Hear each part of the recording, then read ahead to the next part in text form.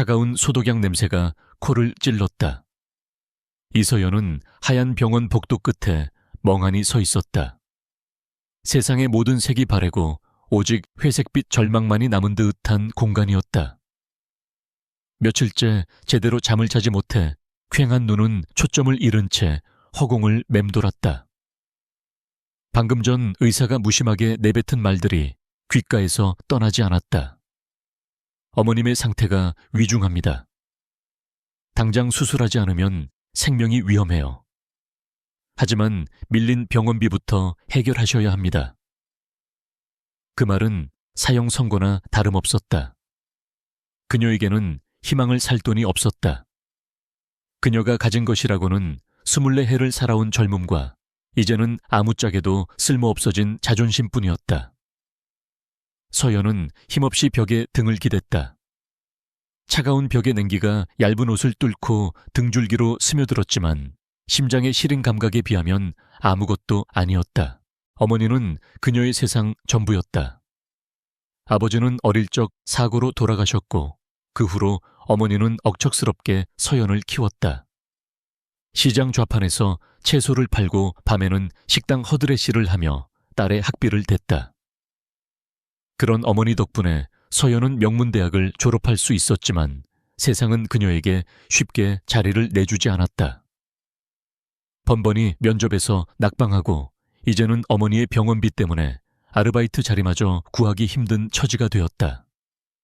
그녀의 삶은 거대한 늪에 빠진 것처럼 허우적댈수록 더 깊이 가라앉고 있었다.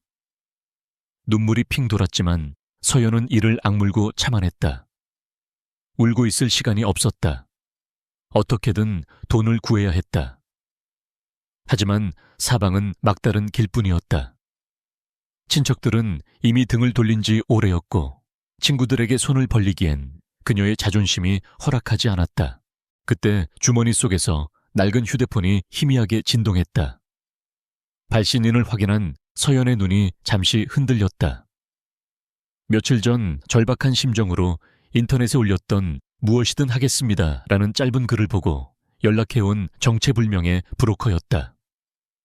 처음에는 보이스피싱이거나 끔찍한 범죄의 유혹일 거라 생각하고 무시했다. 하지만 이제 그녀에게는 선택의 여지가 없었다. 서연은 떨리는 손으로 통화 버튼을 눌렀다. 수화기 너머에서는 감정 없는 남자의 목소리가 흘러나왔다.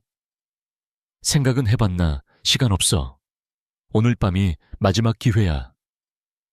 남자는 장소와 시간을 알려주며 고귀한 분이니 절대 실망시키는 일이 없어야 할 것이라는 경고를 덧붙였다. 서연은 자기도 모르게 침을 삼켰다. 그것은 위험한 거래였지만 동시에 유일한 동아줄이었다. 어머니의 얼굴이 눈앞에 어른거렸다. 그녀는 결국 입을 열었다. 알겠습니다. 가겠습니다. 브로커가 알려준 장소는 강남의 가장 높은 빌딩 아우라 그룹의 본사 펜트하우스였다. 택시에서 내린 서연은 고개를 들어 까마득한 건물을 올려다보았다. 도시의 불빛을 모두 빨아들인 채 홀로 거만하게 서 있는 유리성 같았다. 그녀의 초라한 옷차림은 그 화려함 앞에서 한없이 작아졌다. 심장이 미친 듯이 뛰기 시작했다. 지금이라도 도망쳐야 한다는 이성과 어머니를 살려야 한다는 절박함이 머릿속에서 치열하게 싸웠다. 하지만 그녀의 발걸음은 이미 건물 안으로 향하고 있었다. 전용 엘리베이터는 소리 없이 그녀를 꼭대기층으로 이끌었다. 문이 열리자 숨막힐 듯한 정막과 함께 거대한 공간이 눈앞에 펼쳐졌다. 통유리창 너머로 서울의 야경이 보석처럼 흩뿌려져 있었지만 그 아름다움은 조금도 위로가 되지 않았다. 실내는 최고급 가구들로 채워져 있었지만 사람의 온기라고는 전혀 느껴지지 않는 차가운 박물관 같았다. 그 공간의 중심에 한 남자가 서 있었다. 창밖의 야경을 등지고 서 있어 처음에는 실루엣만 보였다. 그저 키가 크고 압도적인 존재감을 가졌다는 것밖에는 알 수 없었다. 남자가 천천히 몸을 돌렸을 때 서연은 순간 숨을 멈췄다. 잡지나 뉴스에서 스치듯 보았던 얼굴, 대한민국 경제를 움직이는 아우라 그룹의 최연소 CEO 강태준이었다. 조각처럼 잘생긴 얼굴에는 어떤 감정도 담겨 있지 않았다. 얼음처럼 차가운 눈은 그녀의 머리부터 발끝까지를 무심하게 훑었다. 그 시선은 마치 값비싼 물건의 가치를 매기는 듯했다. 서연은 저도 모르게 주먹을 꽉 쥐었다. 두려움과 함께 알 수 없는 수치심이 온몸을 휘감았다. 강태준은 아무 말도 하지 않았다. 그의 침묵은 어떤 위협보다 더 무겁게 서연을 짓눌렀다. 이서연 씨 맞나? 한참 만에 그가 입을 열었다. 목소리는 얼굴만큼이나 차갑고 건조했다. 서연은 간신히 고개를 끄덕였다. 목구멍이 바싹 타들어가 말이 나오지 않았다. 강태준은 테이블 위에 놓인 서류 봉투를 향해 턱짓했다. 읽어봐. 그리고 사인해. 그 짧은 명령에는 어떠한 설명도 배려도 없었다. 서연은 떨리는 손으로 봉투를 열었다. 안에는 계약서라는 제목의 서류가 들어있었다. 내용은 간단했다. 3개월 동안 강태준이 원할 때 언제든 그의 곁에 있을 것. 그의 사생활에 대해 어떤 질문도 하지 말 것. 그리고 계약이 끝나면 깨끗하게 사라질 것. 그 대가로 어머니의 병원비 전액과 추가로 5억 원을 지급한다는 내용이었다. 돈의 액수는 그녀의 상상을 초월했지만 그 아래 적힌 조항들은 그녀의 영혼을 파는 대가처럼 느껴졌다. 서연은 눈을 감았다. 어머니의 희미한 미소 거친 손, 그리고 따뜻했던 품이 떠올랐다. 그녀가 이 계약서에 사인하는 순간 그녀의 삶은 이전과 완전히 달라질 것이다. 어쩌면 다시는 예전으로 돌아갈 수 없을지도 모른다. 하지만 그녀에게는 어머니를 포기할 권리가 없었다. 이것이 어머니를 살릴 유일한 길이라면 기꺼이 악마에게 영혼이라도 팔아야 했다. 서연은 눈을 뜨고 서류 옆에 놓인 펜을 집었다. 그녀의 눈에는 더 이상 망설임이 없었다. 오직 차가운 결심만이 가득했다. 그녀는 자신의 이름을 똑바로 적어 내려갔다. 한 획 한 획 자신의 존엄성을 지워나가는 기분이었다. 사인을 마친 그녀가 고개를 들자 강태준의 입가에 희미하고 냉소적인 미소가 스쳐 지나가는 것을 보았다. 그 미소는 마치 그녀의 절박함을 비웃는 것 같았다. 좋아. 이제부터 넌 내 거야. 강태준은 계약서를 들어 확인한 뒤 만족스럽다는 듯 말했다. 그의 말에는 소유욕이 가득했지만 애정이나 관심은 조금도 섞여 있지 않았다. 서연에게 그는 그저 거액의 돈을 지불하고 잠시 동안 그녀의 시간을 산 구매자일 뿐이었다. 서연은 아무 대답도 하지 않았다. 그저 텅 빈 눈으로 그를 바라볼 뿐이었다. 이제 그녀는 희망을 얻은 동시에 모든 것을 잃었다. 강태준은 그녀의 반응에 흥미가 없다는 듯 비서에게 전화를 걸어 짧게 지시했다. 이서연 씨 어머님, 병원 VIP 병실로 옮기고 세계 최고의 의료진으로 수술 준비시켜. 비용은 내가 모두 부담한다. 전화 통화는 그녀가 들으라는 듯 의도적으로 이루어졌다. 그는 자신이 약속을 지키는 남자라는 것을, 그리고 그녀가 이제 그의 통제 아래에 있다는 것을 명확히 보여주고 있었다. 모든 것이 일사천리로 진행되었다. 비서로부터 어머니가 안전하게 수술 준비에 들어갔다는 연락을 받았을 때 서연은 안도의 한숨과 함께 깊은 자괴감에 빠졌다.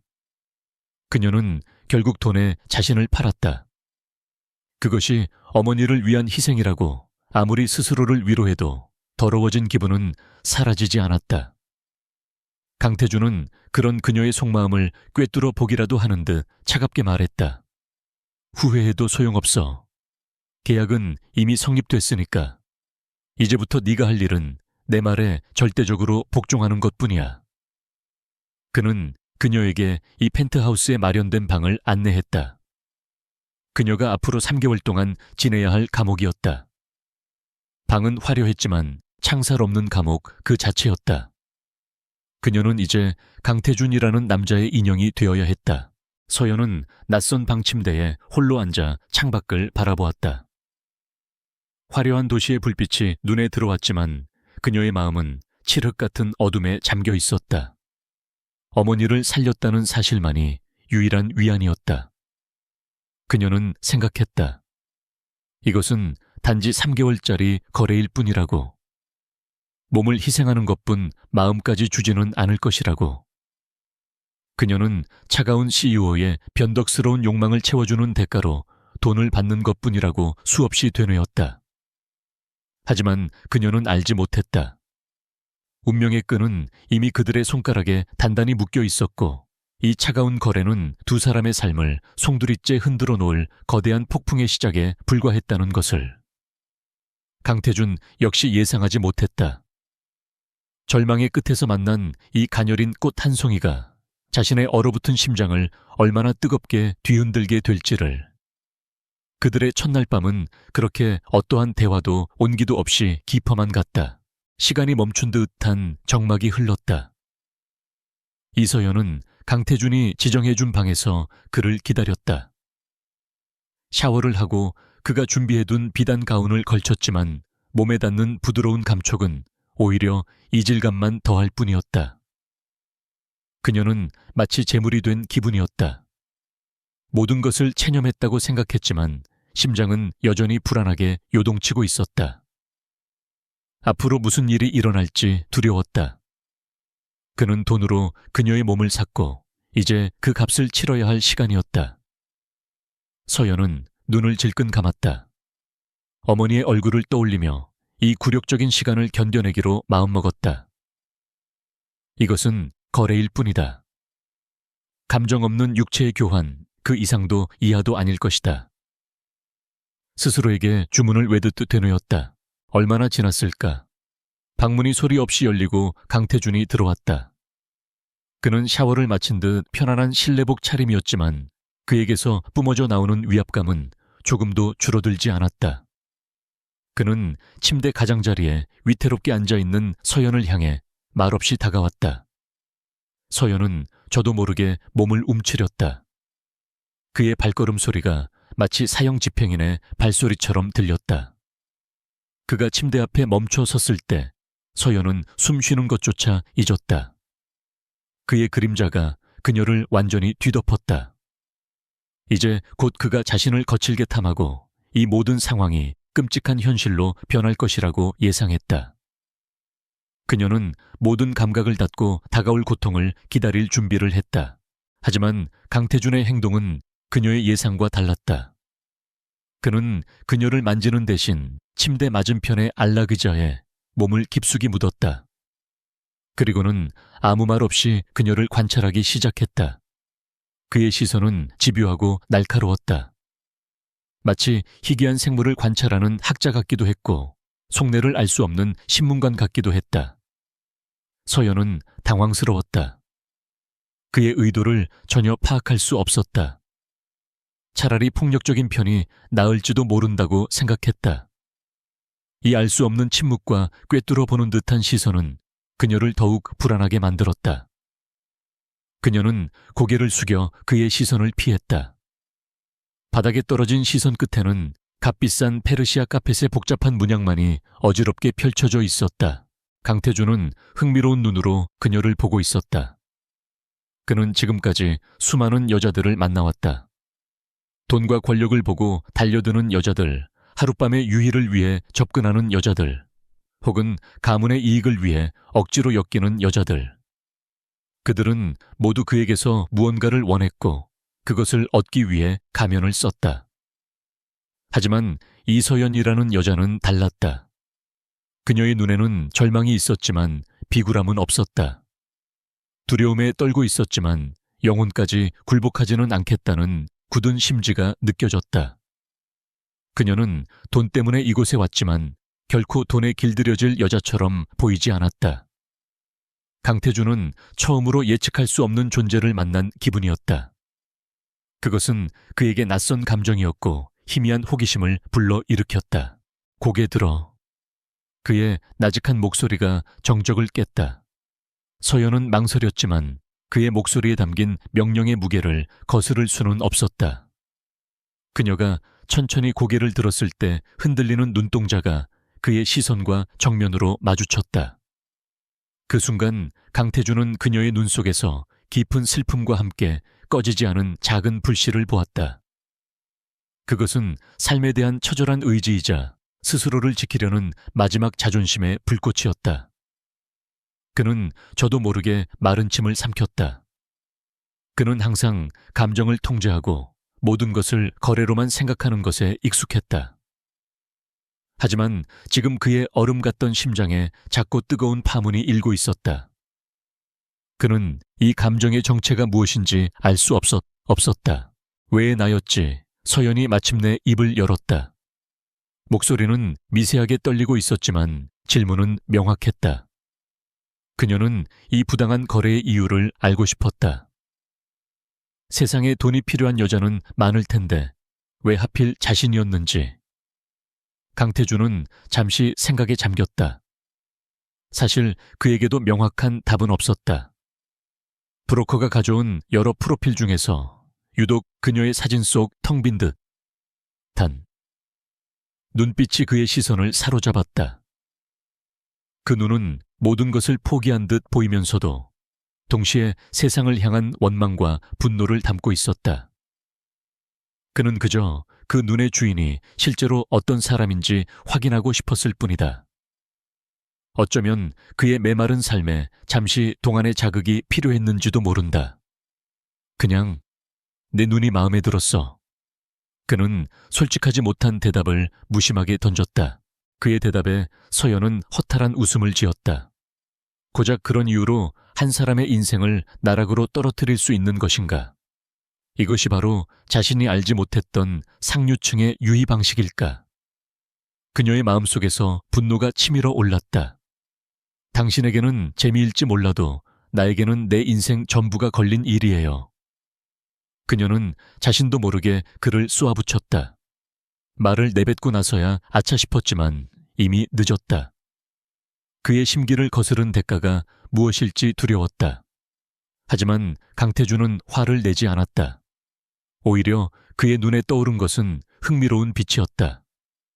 그는 고양이 앞에 쥐처럼 벌벌 떨기만 할 줄 알았던 그녀에게서 날카로운 발톱을 본 기분이었다. 그래 알아. 그래서 내 인생 전부를 살 수 있는 돈을 줬잖아.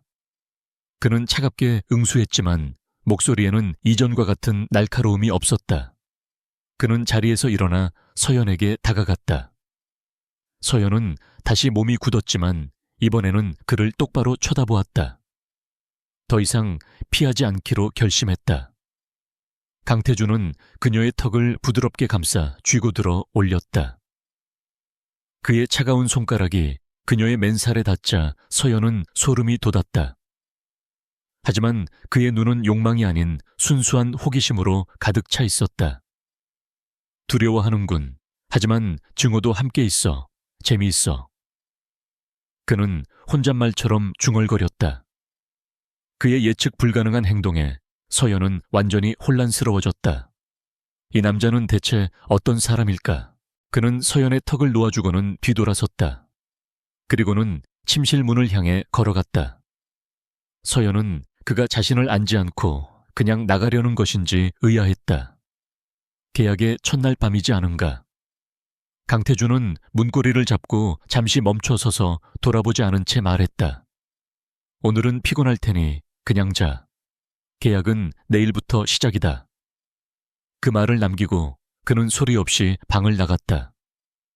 방 안에 홀로 남겨진 서연은 한동안 멍하니 그가 사라진 문을 바라보았다.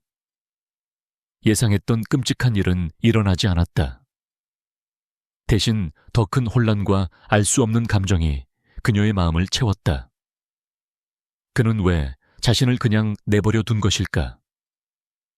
동정이었을까 아니면 또 다른 변덕스러운 유희의 일부일까?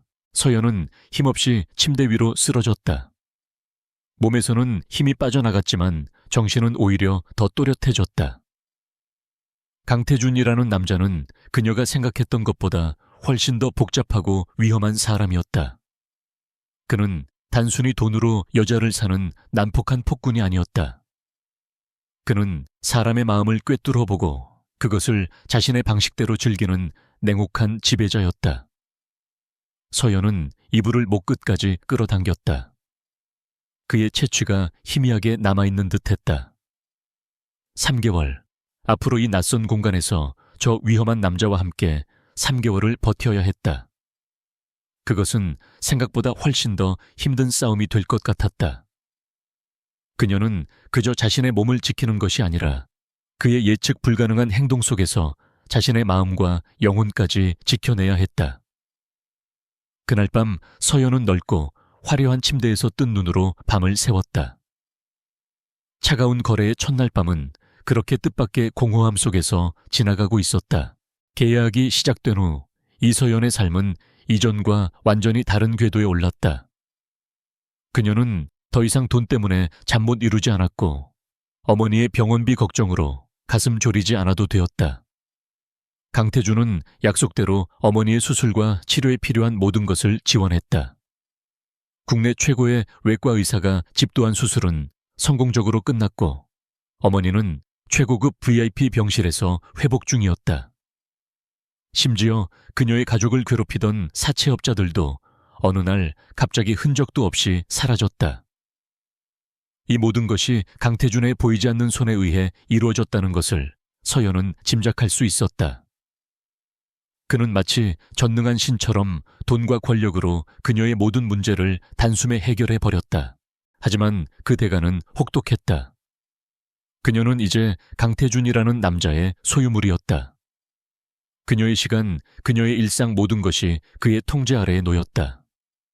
아침에 눈을 뜨면 그의 비서가 보내온 그날의 일정이 그녀를 기다렸다. 최고급 레스토랑에서의 식사 VVIP를 위한 쇼핑, 그리고 밤이 되면 그의 펜트하우스로 돌아와 그를 기다리는 것. 그것이 그녀의 새로운 일이었다. 강태준은 수많은 옷과 보석을 그녀에게 안겼다. 하지만 그것은 선물이 아니었다. 그는 마치 인형을 꾸미듯 자신의 세계에 어울리는 외양을 그녀에게 입혔을 뿐이다. 그의 행동에는 어떤 따뜻함도 다정함도 없었다. 모든 것은 철저히 계산된 행위처럼 느껴졌다. 강태준은 여전히 예측 불가능했다. 첫날 밤처럼 그녀를 그냥 내버려 두는 날도 있었고 어떤 날은 말없이 그녀를 거칠게 안기도 했다. 그의 품에 안길 때마다 서연은 영혼 없는 껍데기가 된 기분이었다. 그녀는 눈을 감고 이 시간이 빨리 지나가기만을 빌었다. 그는 그녀의 몸을 탐했지만 결코 그녀와 눈을 맞추거나 다정한 말을 건네는 법이 없었다. 그들의 관계는 뜨거운 열기 대신 차가운 의무감만이 존재하는 사막과도 같았다.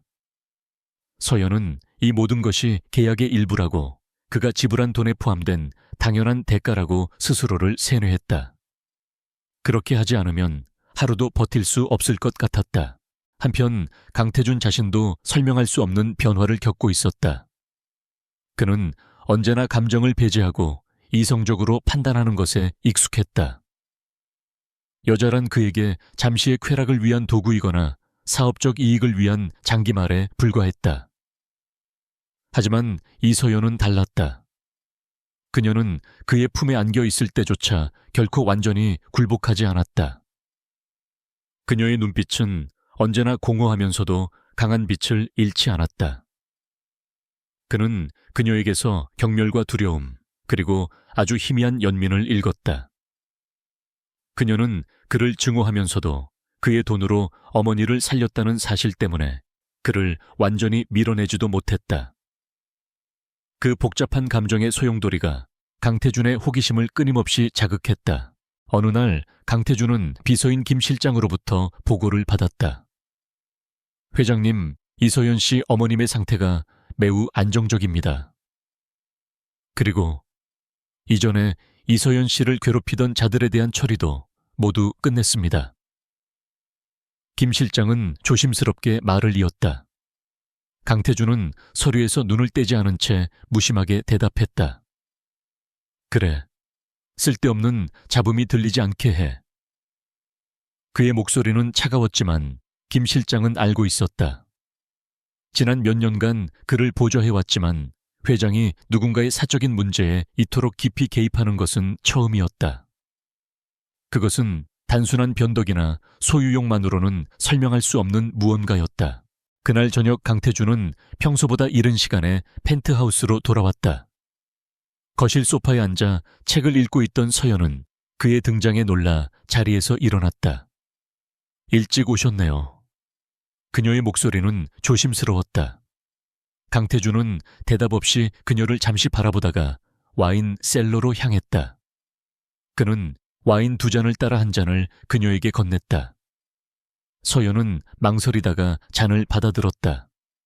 어색한 침묵이 흘렀다. 통유리창 너머로 해가 지고 있었고 서울의 야경이 서서히 불을 밝히기 시작했다. 그 아름다운 풍경 속에서 두 사람은 섬처럼 고립되어 있었다. 어머니는 괜찮으신가? 강태준이 불쑥 물었다. 서연은 놀라 그를 쳐다보았다. 그가 어머니에 대해 먼저 물어본 것은 처음이었다. 네, 덕분에요. 수술도 잘 됐고 잘 회복하고 계세요.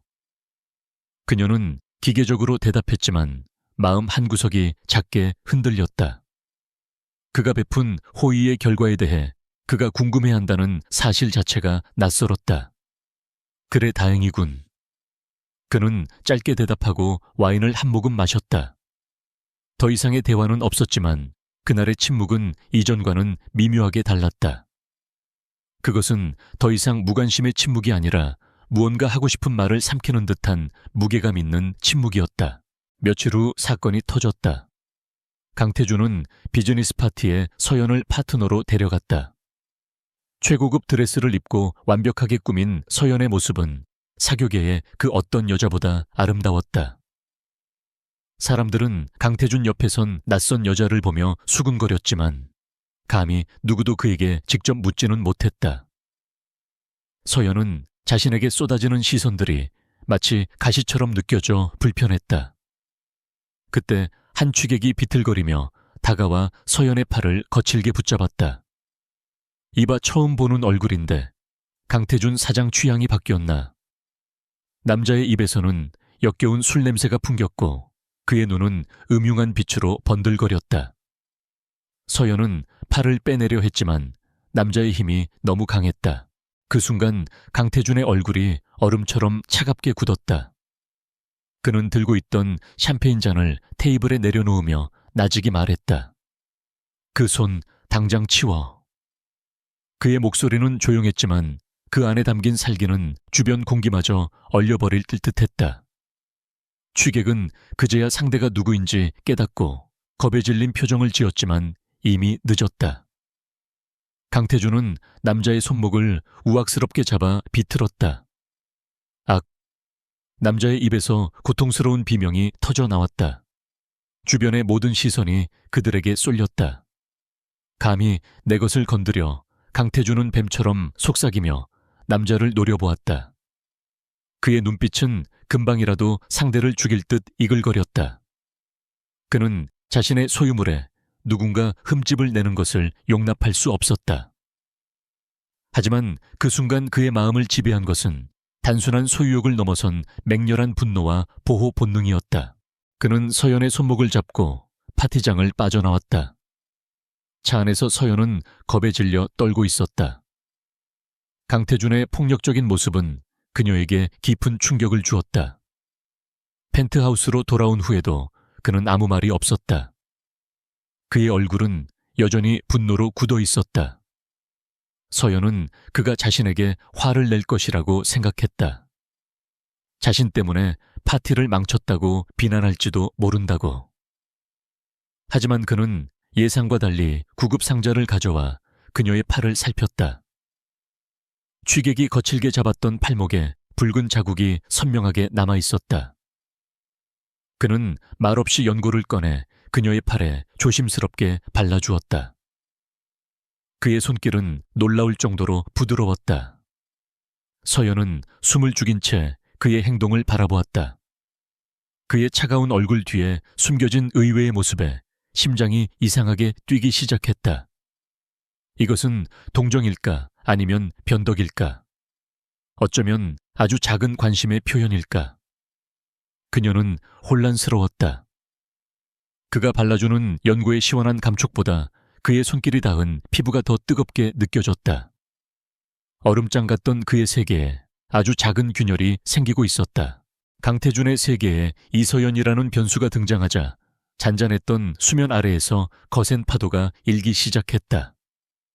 강태준이 한 여자를 펜트하우스에 들였다는 소문은 그림자처럼 퍼져나가 마침내 가장 원치 않는 귀에까지 들어갔다. 바로 아우라 그룹의 절대 군주 강태준의 아버지인 강 회장이었다. 강 회장은 제왕적 카리스마와 냉혹한 결단력으로 아우라 그룹을 일으킨 인물이었다. 그에게 아들 태준은 자신의 완벽한 후계자이자 가문의 영광을 이어갈 도구였다. 아들의 사생활 따위는 그룹의 이익과 가문의 명성에 비하면 하찮은 문제일 뿐이었다. 어느 날 오후 강태준은 강 회장의 호출을 받고 본가의 집무실로 향했다. 육중한 원목 문을 열고 들어서자 고풍스러운 가구와 빽빽하게 들어찬 책들 사이로 강 회장의 날카로운 시선이 그를 맞았다. 앉아라.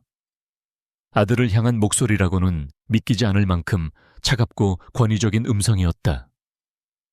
강태준은 말없이 맞은편 소파에 앉았다. 부자 사이에는 어떤 따뜻한 교감도 흐르지 않았다. 오직 팽팽한 긴장감만이 감돌았다. 강 회장은 한참 동안 아들을 뚫어지게 바라보다가 입을 열었다. 요즘 시시한 장난에 빠져 있다는 소문이 들리더구나. 그의 목소리는 조용했지만 그 안에는 명백한 경고가 담겨 있었다. 강태준은 표정 하나 바꾸지 않고 대답했다. 무슨 말씀이신지 모르겠습니다. 그는 아버지의 방식을 잘 알았다. 그는 언제나 이런 식으로 아들을 떠보고 통제하려 했다. 모르겠다고 펜트하우스에 들인 그 천박한 계집 말이다.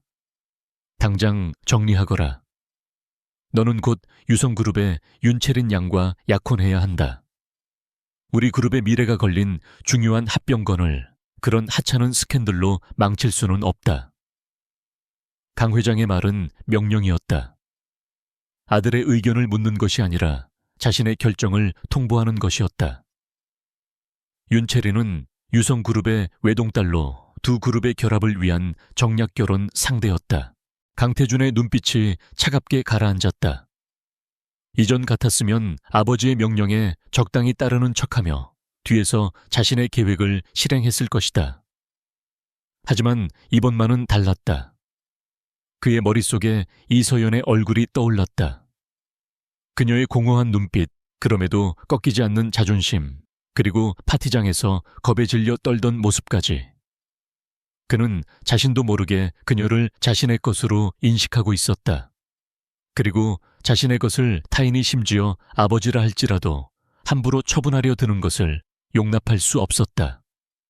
제 사생활입니다. 아버지께서 관여하실 일이 아닙니다. 강태준의 대답에 강 회장의 눈썹이 꿈틀했다. 뭐라고? 내 놈이 지금 애비에게 반항하는 것이냐? 반한 게 아닙니다.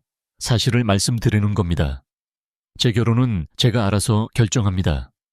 그리고 그 여자 함부로 부르지 마십시오. 강태준은 자리에서 일어났다. 처음이었다.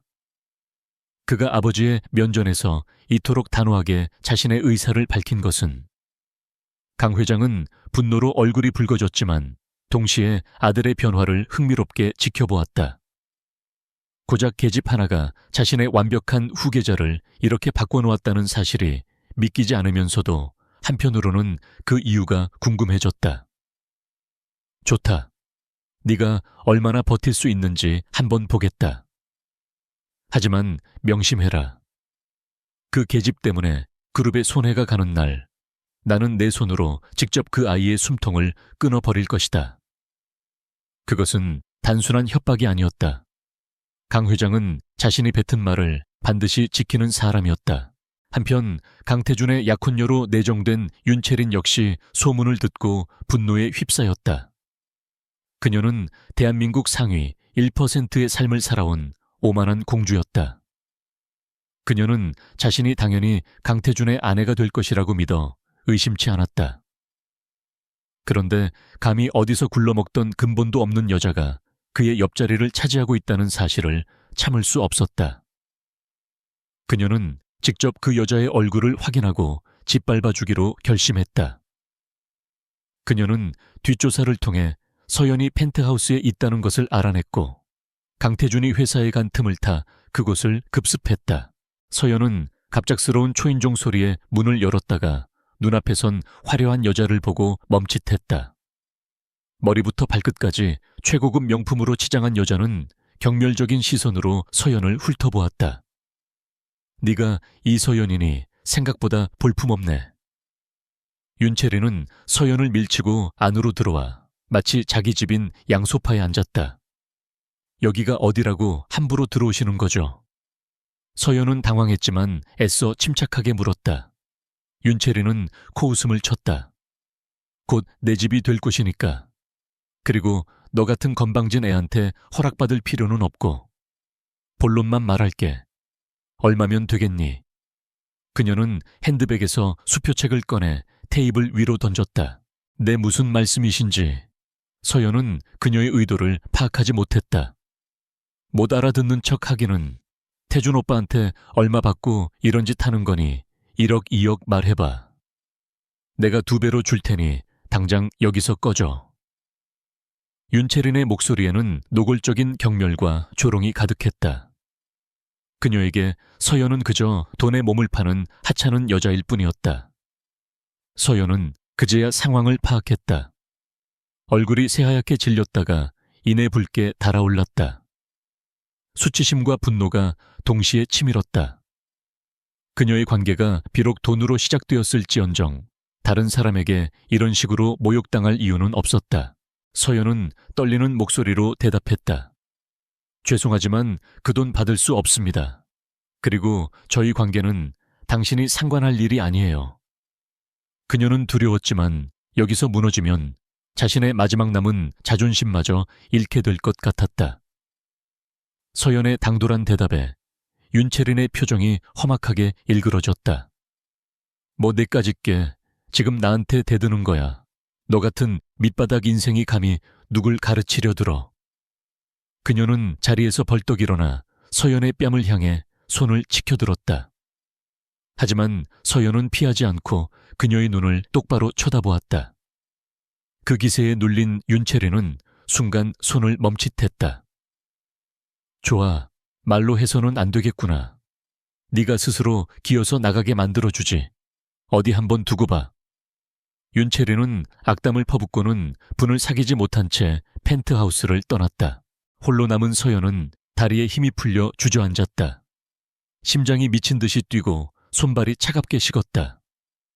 윤채린이 남기고 간 수표책이 테이블 위에서 그녀를 비웃는 듯 했다. 그녀는 자신이 얼마나 위태로운 세상에 발을 들였는지 이제야 실감했다. 이곳은 돈과 권력이 전부인 정글이었고 자신은 그 속에서 살아남기에는 너무나 연약한 존재였다. 그날 저녁 강태준이 돌아왔을 때 그는 서연의 안색이 좋지 않은 것을 금방 알아차렸다. 무슨 일 있었나? 그가 물었지만 서연은 고개를 저었다. 아니요, 아무 일도 없었어요. 그녀는 그에게 윤채린의 방문을 말할 수 없었다. 그것은 마치 자신의 초라함을 고백하는 것과 같았고 그의 문제에 짐이 되고 싶지도 않았다. 그녀의 침묵은 두 사람 사이에 또 다른 오해의 벽을 만들고 있었다. 어둠 속에서 보이지 않는 음모의 거미줄이 서서히 그들을 올가매기 시작했다. 윤채린의 경고는 빈말이 아니었다. 그녀는 뱀처럼 교활하고 끈질겼다. 이서연을 직접 쫓아내는 것이 실패로 돌아가자 그녀는 더 교묘하고 잔인한 방법을 계획했다. 그녀는 사람을 시켜 이서연의 주변을 샅샅이 뒤졌고 마침내 완벽한 미끼를 찾아냈다. 바로 이서연의 대학 선배인 김민우였다. 민우는 대학 시절부터 서연을 짝사랑해온 순수한 청년이었다. 서연이 어려운 환경 속에서도 발금을 잃지 않도록 뒤에서 묵묵히 도와주곤 했던 그녀에게는 몇 안 되는 좋은 기억 중 하나인 사람이었다. 윤채리는 이 순수한 호의를 악용하기로 했다. 그녀는 민우에게 익명으로 연락해 이서연이 어머니의 병원비 때문에 수상한 남자에게 붙잡혀 고통받고 있으며 도움이 절실히 필요하다고 거짓 정보를 흘렸다. 서연을 걱정한 민우는 단숨에 약속 장소로 달려왔다. 윤채리는 동시에 서연에게도 연락했다. 병원 직원을 사칭해 어머니의 상태가 갑자기 나빠졌으니 급히 와봐야 한다는 거짓말을 한 것이다. 서연은 하늘이 무너지는 심정으로 펜트하우스를 뛰쳐나갔다. 강태준에게는 알릴 경황도 없었다. 약속 장소인 병원 근처 카페에 도착한 서연은 그곳에서 기다리고 있는 민우를 보고 당황했다.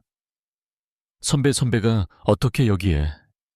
민우 역시 서연의 멀쩡한 모습을 보고 어리둥절했다. 서연아, 괜찮은 거야. 어떤 남자한테 잡혀서 힘들어하고 있다고 들어서. 두 사람은 서로의 말을 듣고 나서야 자신들이 정교하게 짜인 함정에 빠졌다는 것을 깨달았다. 서연은 어머니가 무사하다는 안도감과 함께 이 모든 것을 꾸민 보이지 않는 손에 대한 공포를 느꼈다. 그녀는 직감적으로 윤채린의 짓이라는 것을 알 수 있었다. 불안감에 휩싸인 서연이 어쩔 줄 몰라 하자 걱정이 된 민우가 그녀의 팔을 잡으며 위로했다. 서연아, 무슨 일인지는 모르겠지만 너무 걱정 마. 내가 도와줄게. 바로 그 순간이었다. 근처에 잠복해 있던 윤채린의 사진사가 교묘한 각도에서 두 사람의 모습을 카메라에 담았다. 걱정스럽게 서연의 팔을 붙잡는 민우의 손 놀라서 민우를 바라보는 서연의 얼굴. 두 사람이 잠시 가까이 기댄 모습 등이 마치 연인의 밀회처럼 보이도록 연출되었다. 사진사는 수십 장의 사진을 찍은 뒤 조용히 사라졌다. 아무것도 모르는 서연과 민우는 잠시 대화를 나눈 뒤 찝찝한 마음을 안고 각자의 길로 헤어졌다. 그날 오후 강태준의 사무실에 발신인이 없는 서류 봉투 하나가 배달되었다. 무심코 봉투를 연 그의 눈이 순식간에 차갑게 얼어붙었다. 봉투 안에는 이서연과 김민우가 함께 있는 모습이 담긴 사진들이 가득했다. 교묘하게 편집된 사진들은 누가 보아도 오해하기 딱 좋았다. 강태준은 주먹을 꽉 쥐었다. 손등에 핏줄이 선명하게 돋아났다. 그의 가슴 속에서 한 번도 느껴본 적 없는 뜨겁고 추악한 감정이 용암처럼 들끓어 올랐다. 그것은 질투였다. 자신의 통제하에 있어야 할 여자가 다른 남자와 웃고 다른 남자의 손길을 받아들이는 모습을 본 순간 그의 이성은 마비되었다. 그는 이서연의 공허한 눈빛과 꿋꿋한 태도가 모두 연기였을지도 모른다고 생각했다. 자신을 돈줄로만 이용하면서 뒤에서는 옛 연인과 만나고 있었던 것일까? 아버지의 경고와 윤채린의 존재가 머릿속을 스쳐 지나갔다. 그는 자신이 어리석은 바보가 된 기분이었다.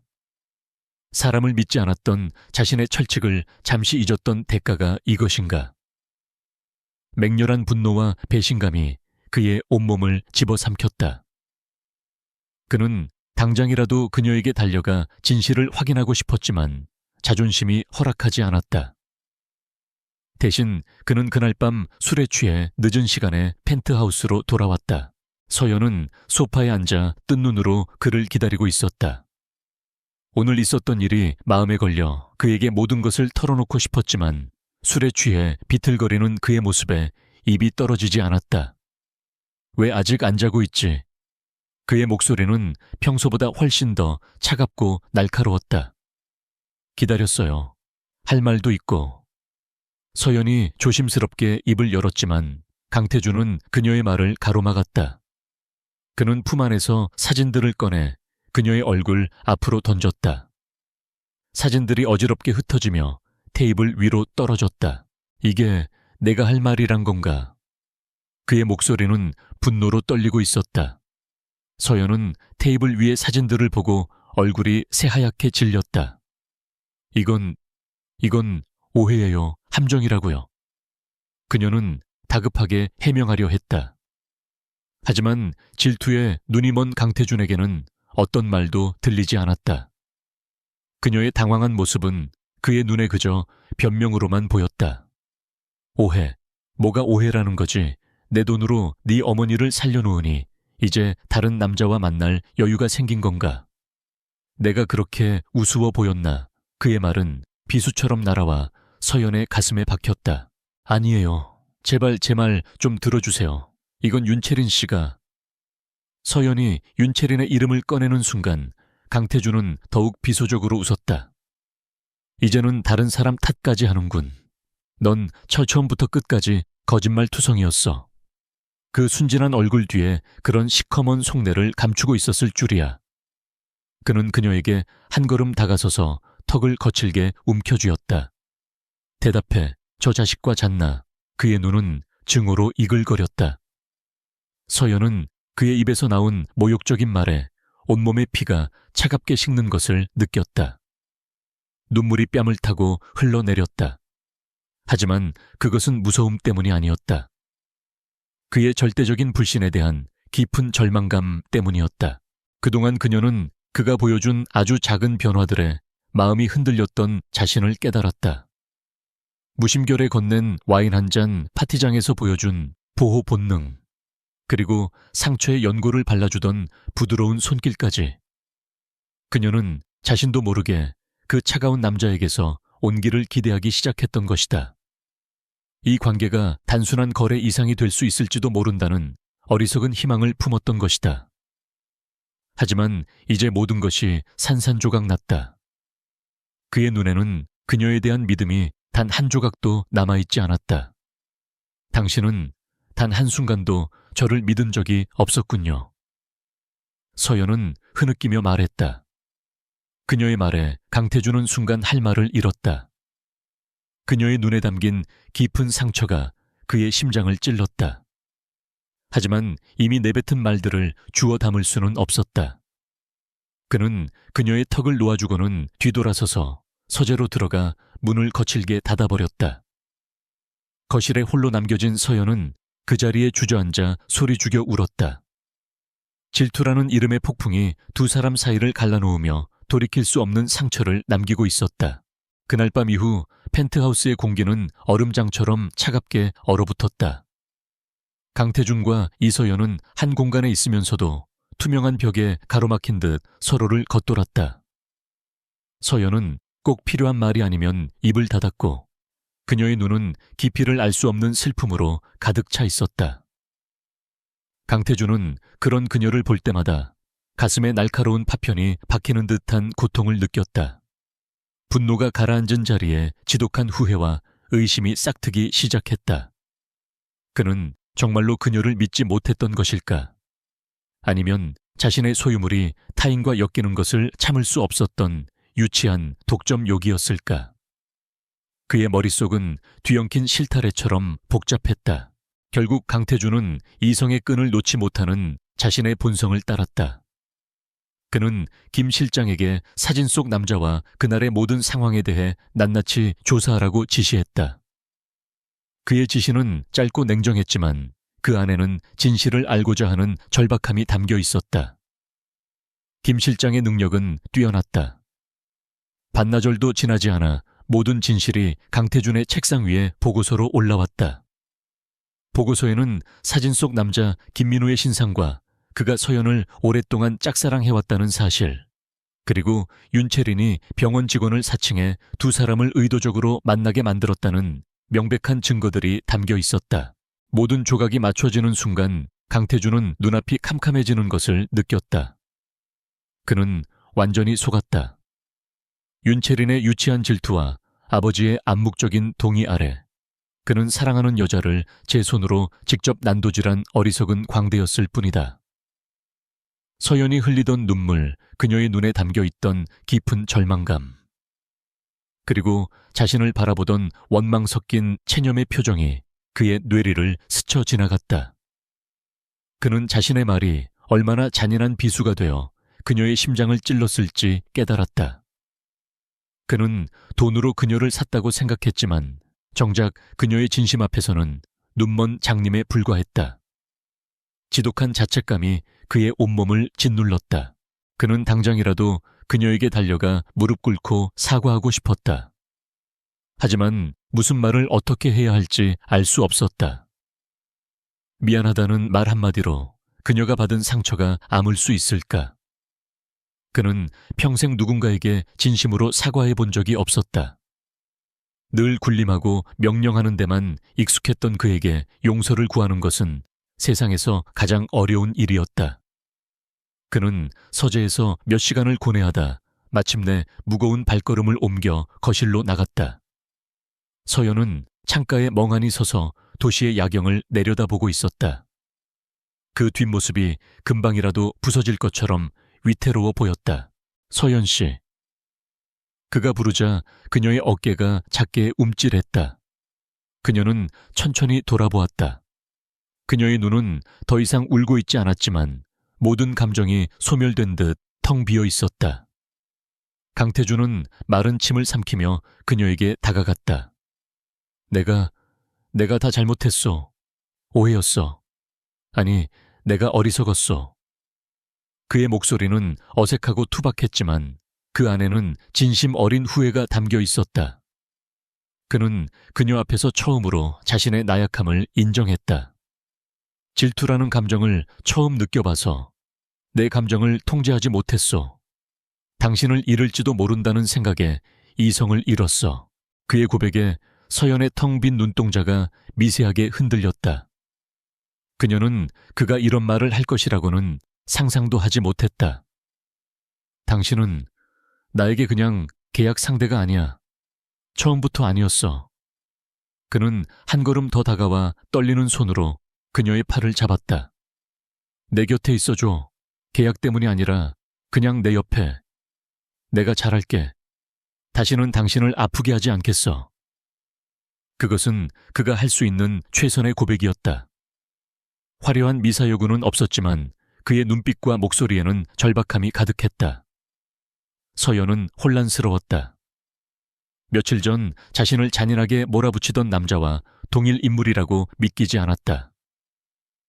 그녀의 얼어붙었던 마음에 아주 작은 온기가 스며드는 듯 했다.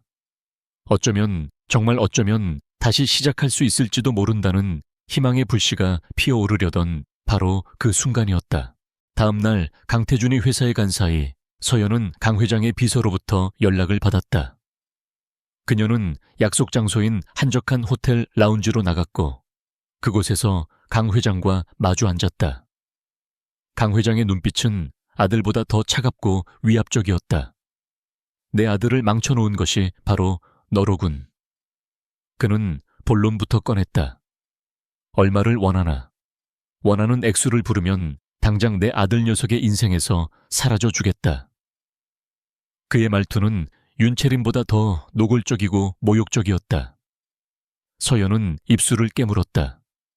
돈 때문에 회장님 아드님 곁에 있는 것이 아닙니다. 강 회장은 코웃음을 쳤다. 사랑이라도 한다는 건가? 너 같은 밑바닥 계집이 감히 내 아들을 좋다. 그럼 다른 거래를 하지. 그는 테이블 위로 서류 몇 장을 밀었다. 서연이 서류를 확인하는 순간 그녀의 얼굴에서 핏기가 가셨다. 그것은 어머니의 진료 기록과 앞으로의 치료 계획서, 그리고 모든 치료를 즉시 중단할 수 있다는 병원장 명의의 서류였다. 내 어머니, 우리 병원 덕에 목숨을 건졌지. 내가 지금 전화 한 통만 하면 당장 모든 약물 투여와 치료가 중단될 거다. 네가 내 아들 옆에 붙어 있는 대가로 네 어미의 목숨을 내놓을 텐가. 그것은 악마의 속삭임이었다. 서연의 온몸이 차갑게 식었다. 강태준의 진심 어린 고백과 어머니의 목숨. 그녀는 잔인한 선택의 기로에 섰다. 그녀가 강태준의 곁에 남는다면 어머니는 죽을지도 모른다. 또한 강 회장은 태준을 무너뜨리기 위해서라면 무슨 짓이든 할 사람이었다. 그녀가 그의 곁에 있는 것이 오히려 그를 위험하게 만드는 족쇄가 될 수도 있었다. 결국 그녀가 할 수 있는 선택은 하나뿐이었다. 어머니를 살리고 그를 지키는 것, 그것이 바로 그를 떠나는 것이었다. 알겠습니다. 떠나겠습니다. 서연의 입에서 힘없는 대답이 흘러나왔다. 그날 저녁 서연은 아무 말 없이 펜트하우스를 떠났다. 그녀는 강태준이 사주었던 모든 옷과 보석을 그대로 남겨두고 처음 이곳에 왔을 때 입었던 낡은 옷차림으로 조용히 사라졌다. 강 회장이 약속한 돈은 그녀의 통장으로 입금되었지만 그 돈은 마치 불에 달군 쇠덩이처럼 무겁게만 느껴졌다. 한편 강태준은 모든 것을 바로잡을 생각에 부풀어 있었다. 그는 서연을 위해 처음으로 선물을 샀다. 화려한 보석이 아닌 그녀가 창가에서 쓸쓸하게 바라보던 책방의 소박한 목걸이였다. 하지만 그가 돌아온 펜트하우스는 텅 비어 있었다. 식탁 위에는 그가 좋아하는 음식들이 차려져 있었지만 온기는 사라진 채 차갑게 식어 있었다. 그녀의 흔적은 어디에도 없었다. 쪽지 한 장 없이 그녀는 연기처럼 사라져 버렸다. 강태준은 손에 든 목걸이 상자를 떨어뜨렸다. 이제 막 열리기 시작했던 그의 심장은 더 혹독한 겨울 속으로 내동댕이 쳐졌다. 이서연이 사라진 펜트하우스는 거대한 무덤처럼 변했다. 강태준은 텅 빈 공간을 유령처럼 배회했다. 모든 곳에 그녀의 흔적이 남아있었다. 그녀가 읽던 책, 그녀가 쓰던 찻잔, 심지어 공기 중에 희미하게 밴 그녀의 채취까지. 그는 그녀가 자신을 버렸다고 생각했다. 이제 막 용기를 내어 마음을 열었던 순간 그녀는 가장 잔인한 방식으로 그의 심장을 짓밟고 떠나버렸다. 배신감과 절망이 그를 집어삼켰다. 그는 다시 얼음의 갑옷을 껴입었다. 회사에서는 이전보다 더 냉혹하고 무자비한 경영자로 돌변했고 밤에는 독한 술로 자신의 감정을 마비시키려 했다. 하지만 그럴수록 그녀의 텅 빈 눈동자가 더욱 선명하게 떠올라 그를 괴롭혔다. 시간이 흘러도 고통은 무뎌지지 않았다. 그러던 어느 날 김 실장이 조심스럽게 서류 하나를 내밀었다. 회장님, 이서연 씨의 행방을 찾았습니다. 지방의 한 요양병원 근처에 머물고 있는 것 같습니다. 그리고 떠나기 직전 이서연 씨의 계좌로 출처를 알 수 없는 거액의 자금이 입금된 기록을 발견했습니다. 그 말에 강태준의 흐릿했던 눈빛이 순간 번뜩였다. 이서연. 그녀는 돈 때문에 자신을 찾아왔지만 결코 돈의 영혼을 팔 여자는 아니었다.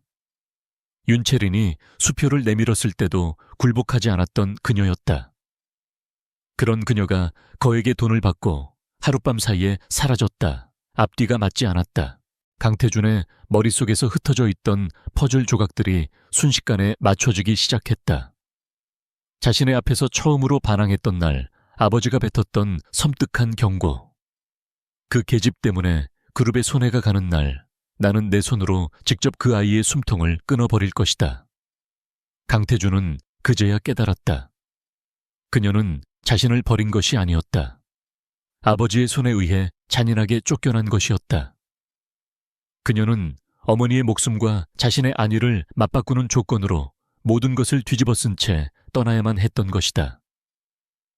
진실을 깨닫는 순간 그의 심장을 짓누르던 절망감은 활화산 같은 분노로 변했다. 아버지는 그의 가장 소중한 것을 빼앗아갔다. 자신의 왕국을 지키기 위해 그의 유일한 빛을 꺼버린 것이다. 그날 이후 강태준은 완전히 다른 사람이 되었다. 그는 더 이상 아버지의 꼭두각시 후계자가 아니었다. 그는 자신의 사랑과 인생을 되찾기 위해 제국에 맞서는 전사로 다시 태어났다. 그는 아버지의 눈을 피해 비밀리에 자신의 세력을 모으기 시작했다. 김 실장을 필두로 한 충성스러운 부하들과 함께 강 회장의 검은 제국을 무너뜨릴 증거들을 수집했다. 수십 년간 쌓아 올린 비자금 내역, 불법적인 정경유착의 증거 경쟁사를 무너뜨리기 위해 자행했던 비열한 공작들. 그것은 아버지를 향한 반역이자 자신의 모든 것을 거는 위험한 도박이었다. 하지만 그는 두렵지 않았다. 이서연을 잃은 세상에서 그가 더 이상 잃을 것은 없었기 때문이었다. 같은 시각 이서연 역시 과거의 연약한 소녀가 아니었다. 그녀는 강 회장에게서 받은 돈으로 어머니를 안전한 요양병원으로 옮기고 남은 돈은 모두 익명으로 기부해버렸다. 그 더러운 돈으로 안락한 삶을 살고 싶은 마음은 조금도 없었다. 처음 몇 달은 상실감과 그리움으로 힘들었지만 어머니의 건강이 회복되는 모습을 보며 그녀는 다시 일어설 힘을 얻었다. 그녀는 이대로 도망자처럼 살 수는 없다고 결심했다. 강태준을 위해서가 아니었다. 짓밟힌 자신의 존엄성과 진실을 위해 싸워야 했다. 그녀는 가장 먼저 김민우를 찾아갔다. 민우는 자신 때문에 서연이 공영에 처했다는 사실에 깊은 죄책감을 느끼고 있었다. 서연은 그를 위로하며 그날의 진실을 함께 밝혀달라고 부탁했다. 두 사람은 함께 그날의 동선을 되짚어보며 증거를 찾기 시작했다. 쉽지 않은 일이었지만 그들은 포기하지 않았다. 마침내 그들은 결정적인 단서를 찾아냈다. 카페 건너편 건물에 방범용 CCTV에 잠복하고 있던 사진사의 모습과 윤채린의 차가 희미하게 찍혀 있었던 것이다.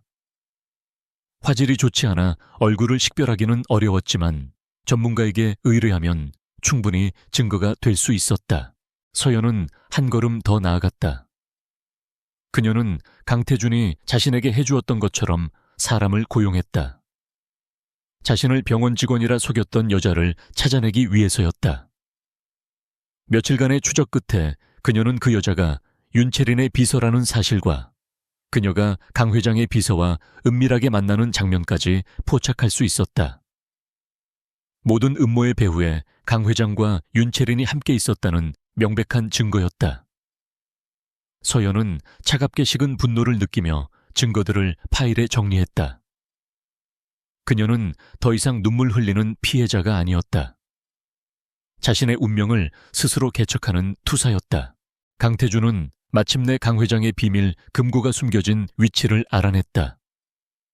그곳에는 아우라 그룹의 운명을 뒤흔들 수 있는 치명적인 비밀 장부가 보관되어 있었다. 그는 주주총회가 열리는 날 모든 것을 세상에 폭로할 계획을 세웠다. 그것은 제국을 뒤흔들 거대한 폭풍의 서막이었다. 한편 서연은 자신이 확보한 증거들을 들고 서울로 향하는 기차에 몸을 실었다. 그녀는 더 이상 숨지 않을 것이다. 직접 윤채린과 강 회장을 마주하고 그들의 죄를 물을 생각이었다. 각자의 자리에서 각자의 방식으로 싸우던 두 사람의 길이 마침내 하나의 지점을 향해 교차하기 시작했다. 아직 서로의 움직임을 알지 못했지만 그들은 같은 적을 향해 칼을 겨누고 있었다. 거대한 제국의 심장부에서 모든 것을 건 마지막 전쟁이 곧 시작되려 하고 있었다. 아우라 그룹의 정기 주주총회장. 대한민국 경제계의 거물들이 모두 모인 그곳은 보이지 않는 긴장감으로 가득했다. 단상에 선 강 회장은 여전히 제왕처럼 군림하며 그룹의 밝은 미래에 대해 연설하고 있었다.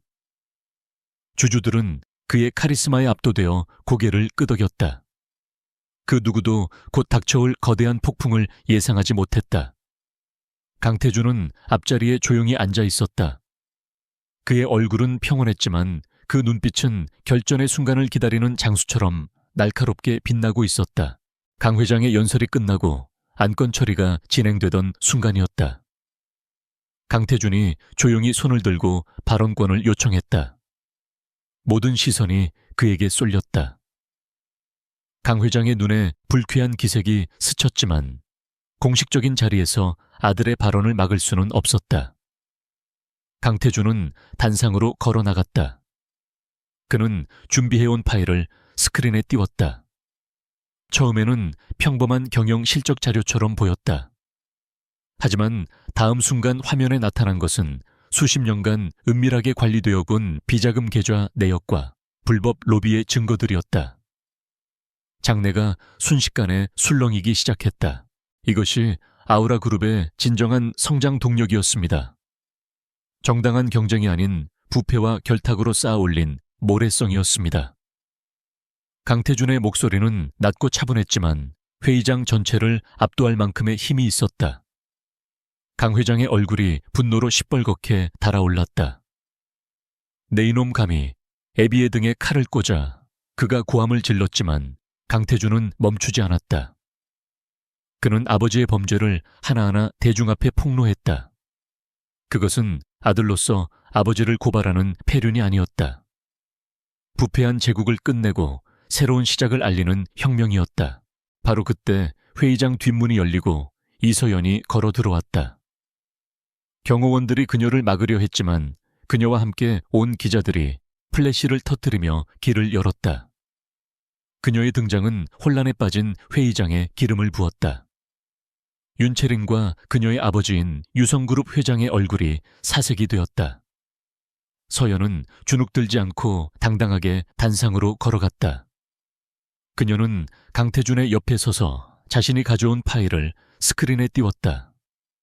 그곳에는 윤채린이 자신을 함정에 빠뜨렸다는 명백한 증거들이 담겨 있었다. CCTV, 영상 통화 기록, 그리고 돈으로 사람을 매수한 내역까지. 아우라 그룹의 부패는 비단 경영에만 국한되지 않았습니다. 그들은 한 사람의 인생을 짓밟는 것 또한 서슴지 않았습니다. 서연의 목소리는 떨렸지만 그 안에는 강한 힘이 있었다. 그녀의 폭로는 강태준의 기업 비리 고발과 맞물려 파괴적인 시너지를 일으켰다. 주주들은 경악했고 기자들은 미친 듯이 카메라 셔터를 눌렀다. 개인적인 스캔들과 기업의 구조적 비리가 결합되자 강 회장과 아우라 그룹의 도덕성은 돌이킬 수 없이 추락했다. 강 회장은 모든 것을 부인했지만 명백한 증거들 앞에서 그의 외침은 공허한 메아리에 불과했다. 모든 것이 폭로되고 회의장이 아수라장이 된 순간 강태준은 마이크를 잡고 마지막 선언을 했다. 저는 오늘부로 아우라 그룹의 부사장직과 모든 상속권을 포기하겠습니다. 그의 폭탄 선언에 장내는 순간 정적이 흘렀다. 저는 더 이상 거짓으로 세워진 제국에 머무를 수 없습니다. 저 또한 이 모든 비극의 방관자이자 가해자였습니다. 특히 저의 어리석음으로 인해 가장 큰 상처를 받은 이서연 씨에게 이 자리를 빌려 진심으로 사죄합니다. 그는 단상에서 내려와 서연을 향해 깊이 고개를 숙였다. 황태자가 자신의 왕관을 버리고 한 여자에게 용서를 구하는 순간이었다. 모든 것이 끝났다. 강 회장은 검찰 조사를 받게 되었고 아우라 그룹은 전문 경영인 체제로 전환되었다. 유성그룹은 주가가 폭락하고 윤채린은 대중의 지탄을 받는 신세가 되었다. 그들이 쌓아 올린 모든 것이 한순간에 무너져 내렸다. 강태준과 서연은 아수라장이 된 회의장을 빠져나와 밖으로 나섰다. 쏟아지는 가을 햇살 아래 두 사람은 아무 말 없이 서로를 바라보았다. 더 이상 그들 사이에는 계약도 돈도 힘의 불균형도 존재하지 않았다. 오직 강태준이라는 남자와 이서연이라는 여자만이 서 있을 뿐이었다. 미안해야 해요. 강태준이 먼저 입을 열었다. 그의 눈에는 그동안 감춰왔던 모든 후회와 미안함 그리고 사랑이 담겨 있었다. 서연은 희미하게 미소 지었다. 그녀는 가방에서 작은 녹음기 하나를 꺼냈다. 그 안에는 강 회장이 어머니의 목숨을 담보로 자신을 협박했던 내용이 고스란히 담겨 있었다. 나도 싸우고 있었어요. 당신을 위해서가 아니라 나 자신을 위해서. 그녀의 말에 강태준은 그녀가 더 이상 자신이 지켜줘야 할 연약한 존재가 아님을 깨달았다. 그녀는 스스로의 힘으로 어둠을 헤쳐나온 강인한 사람이었다. 강태준은 품속에서 오랫동안 간직해왔던 작은 목걸이를 꺼냈다. 그가 그녀를 위해 처음으로 샀던 소박한 선물이었다. 이걸 당신에게 주고 싶었소. 그는 서툴지만 진심을 담아 그녀의 목에 목걸이를 걸어주었다. 차가운 금속의 감촉이 피부에 닿는 순간 서연의 눈에서 뜨거운 눈물이 흘러내렸다. 그것은 슬픔의 눈물이 아닌 모든 것을 이겨낸 후의 기쁨과 안도의 눈물이었다. 그녀는 그의 품에 안겼다. 두 사람은 한참 동안 그렇게 서로를 부둥켜 안았다. 길고 길었던 폭풍이 지나가고 마침내 그들의 세상에 고요한 아침이 찾아오고 있었다. 1년 후 서울의 한적한 동네 서연의 뜰락이라는 작은 꽃집이 문을 열었다. 가게 주인인 이서연의 얼굴에는 예전의 그늘 대신 따뜻하고 평온한 미소가 가득했다. 어머니는 건강을 완전히 회복하여 그녀의 곁에서 소소한 행복을 누리고 있었다. 잠시 후 익숙한 차 한 대가 가게 앞에 멈춰 섰다. 차에서 내린 사람은 더 이상 재벌 2세가 아닌 자신의 힘으로 작은 IT 회사를 일군 강태준이었다. 그는 예전보다 수수해진 옷차림이었지만 그 표정은 그 어느 때보다 행복해 보였다. 그는 서연에게 다가가 그녀의 이마에 부드럽게 입을 맞췄다. 오늘 저녁은 내가 할게. 그의 다정한 목소리에 서연은 웃음으로 화답했다. 두 사람은 손을 잡고 저물어가는 노을을 향해 함께 걸어갔다. 그들의 사랑은 모든 것을 잃은 후에야 비로소 가장 찬란하게 빛나기 시작했다. 진정한 사랑은 결국 서로에게 구원이었다.